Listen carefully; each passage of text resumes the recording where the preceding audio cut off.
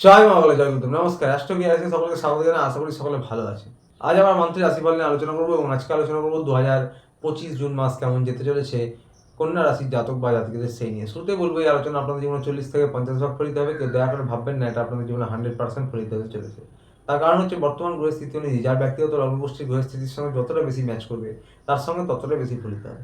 এবং এটি কারণে ব্যক্তিগত লগ্নগোষ্ঠী নিয়ে আলোচনা নয়, এই বিষয়টি মাথায় রেখে দেখবেন যাদের ব্যক্তিগত লগ্নগোষ্ঠীতে গ্রহের স্থিতি অত্যন্ত খারাপ বা দশা খারাপ চলছে তাদের ক্ষেত্রে কিছু বৈষম্য হতে পারে।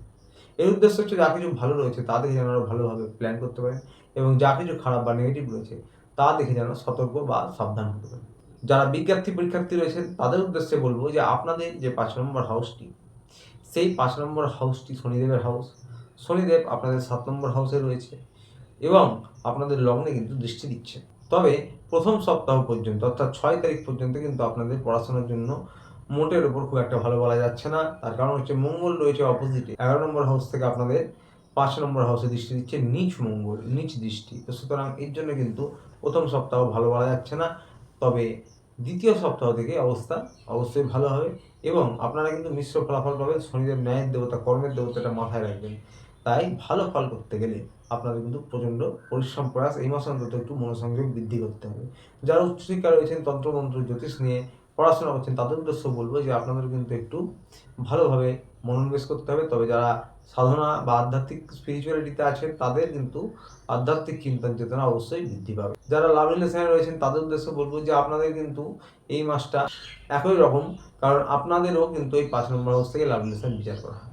প্রথমত প্রথম সপ্তাহটা আপনার ভিতরে একটা চাপা রাগ, জেদ, হুটহাট রেগে যাওয়া এবং আপনার অপোজিটে রয়েছে তারও কিন্তু নিজের কথা খাটানো এই বিষয়টা থাকছে।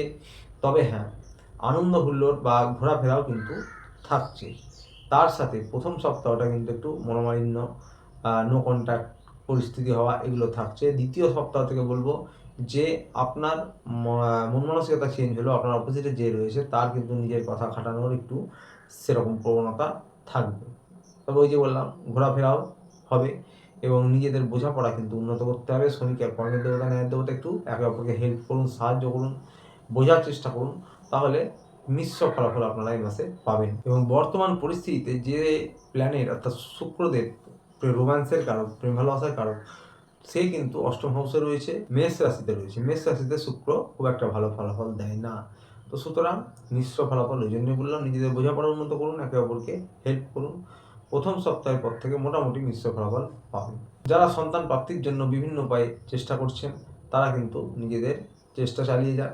পরিবার নিয়ে বলবো, পরিবারে বৃহস্পতি এবং শনির দৃষ্টি রয়েছে, তো পরিবার মোটের উপর আপনাদের একরকম ভালো থাকবে এবং পরিবারের পরিস্থিতি আপনাদের ধীরে ধীরে ডেভেলপমেন্ট করবে বা পরিবারের পরিবেশ আপনাদের ধীরে ধীরে ভালো লাগবে প্রথম সপ্তাহের পর এবং 15 তারিখের পর। শ্বশুর শাশুড়ি, বাবা মা যারা রয়েছেন, আপনাদের সন্তানরা যারা রয়েছেন তাদের কিন্তু কেয়ার করুন।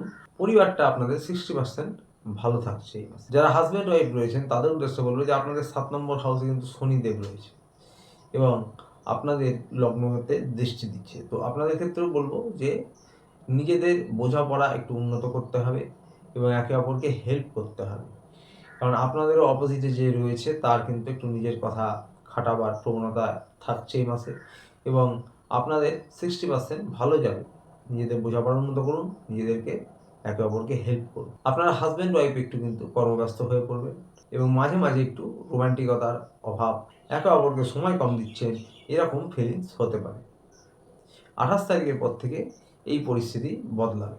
বন্ধুরা, এবার বলবো যারা ব্যবসা বাণিজ্য করেন, সরকারি বেসরকারি চাকরি করেন তাদের উদ্দেশ্যে আপনাদের কিন্তু 9 নম্বর হাউসে সূর্য এবং বুধ রয়েছে, 3 নম্বর হাউসে দৃষ্টি দিচ্ছে। তো সুতরাং আপনাদের পরাক্রম বাড়াতে সাহায্য করবে এটি। যদিও প্রথম সপ্তাহে কিন্তু পরাক্রম কম থাকবে, আত্মবিশ্বাস কম থাকবে, কারণ মঙ্গল নীচ হয়ে রয়েছে এবং আপনাদের কিন্তু কোনো বড় কাজ বা ডিসিশন নিতে গেলে একটু দনমনো বা একটু মনে ভীতি, আত্মবিশ্বাসের অভাব এগুলো থাকছে শুধুমাত্র প্রথম সপ্তাহে। তারপরে আপনাদের কিন্তু এই সূর্য বুধের দৃষ্টিতে বা বুধ প্রথম সপ্তাহে পরে রাশি পরিবর্তন করবে, সূর্যদেবের দৃষ্টিতে পরাক্রম বাড়বে, কর্মব্যস্ততা বাড়বে, আপনাদের সাহস বাড়বে দ্বিতীয় সপ্তাহ থেকে। সূর্য এবং বুধ আবার 10 নম্বরে এসে বুধ আসবে প্রথম সপ্তাহের পর, সূর্য আসবে দ্বিতীয় সপ্তাহের পর এবং আপনাদের 4 নম্বরে দৃষ্টি। কর্মস্থানে আপনারা এগিয়ে যাবেন, আরও আপনাদের কর্মস্থানে কর্মদক্ষতা বাড়বে। যারা রাজনৈতিক ফিল্ডে রয়েছেন, যারা সরকারি পরীক্ষার জন্য চেষ্টা করছেন, তাদের সফলতা হবে। এবং আপনাদের যারা আইনি জটিলতায় কোনো ডকুমেন্টারি আটকে ছিল, কোনো পেমেন্টের বিল, যে কোনো সরকারি ডকুমেন্টস যেগুলো আটকে ছিল, সে সমস্ত কাজ কিন্তু এগোবে। আপনারা পরিবারের জন্য কিছু করে উঠতে পারবেন।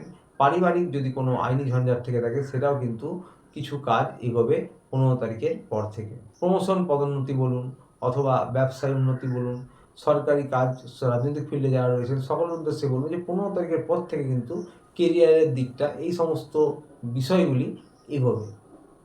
অর্থনৈতিক পরিকাঠামো মোটের ওপর একরকম থাকবে, টাকার ফ্লোয়িংও কিন্তু মোটের ওপর ভালো থাকবে। খরচ কিন্তু বৃদ্ধি হবে, দ্বিতীয় সপ্তাহ থেকে খরচ বৃদ্ধি হতে পারে, এই বিষয়টি খেয়াল রাখবেন। রোজগার যেমন, খরচও কিন্তু বৃদ্ধি হতে পারে। স্বাস্থ্য নিয়ে বলবো, মঙ্গল আবার নিচ দশা থেকে সরে এসে 12 নম্বরে ঢুকবে। তো high blood pressure, low blood pressure, রক্তজনিত কোনো সমস্যা হতে পারে। তবে নিচ মঙ্গলের দশা 6 তারিখ পর্যন্ত বা প্রথম সপ্তাহে যেরকম ছিল, তার থেকে কিন্তু আপনাদের অবস্থা উন্নত হবে।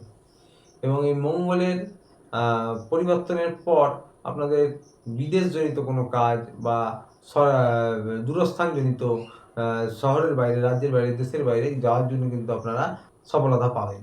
এবং এই মঙ্গল 12 নম্বর থেকে 6 নম্বর হাউসে দৃষ্টি দিচ্ছে, চোট আঘাত লাগা হতে পারে।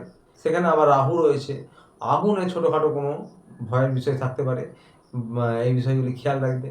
এবং আপনাদের কিন্তু অষ্টম হাউসে শুক্র রয়েছে, আপনাদের 2 নম্বর হাউসের অধিপতি। দাঁত রিলেটেড কোনো সমস্যা, মুখমণ্ডলে কোনো সমস্যা হতে পারে, এবং কোমরের অংশে, ইউরিনারি ট্র্যাকে, হ্যাঁ, এরকম রিলেটেড কিছু সমস্যা হতে পারে। যারা পুরনো কোনো কিডনির সমস্যা বা ক্রনিক সমস্যায় ভোগেন, তাদের টুকটাক একটু আধটু বাড়া কমা হতে পারে সমস্যা, সেই বিষয়টি খেয়াল রাখবেন। প্রতিকার নিয়ে বলবো যে কন্যা রাশির জাতক জাতিকারা যারা কোনো গুরুর দীক্ষিত, তারা নিজের ইষ্টের আরাধনা করুন প্রত্যহ। এবং বাকি সকলদের জন্য বলবো, ওম ক্লিং কৃষ্ণায় নমঃ, ওম ক্লিং কৃষ্ণায় নমঃ, এই মন্ত্র ওম ক্লিং কৃষ্ণায় নমঃ 108 বার করগুণে জপ করুন, বা চোখ বন্ধ করে ধ্যানের মতন 2 মিনিট 1 মিনিট করতে পারেন। বাড়ির ছাদে বা উঠোনে পাখিদের কিছু খাবার খান, অত্যন্ত ভালো প্রতিকার হবে। তো আসছিল এই পর্যন্ত। ভিডিওটি ভালো লাগলে চ্যানেলটি অবশ্যই লাইক, সাবস্ক্রাইব করে পাশে থাকবেন। দেখা হচ্ছে আবার পরের ভিডিওতে। ততদিনে ভালো থাকবেন, সুস্থ থাকবেন। নমস্কার।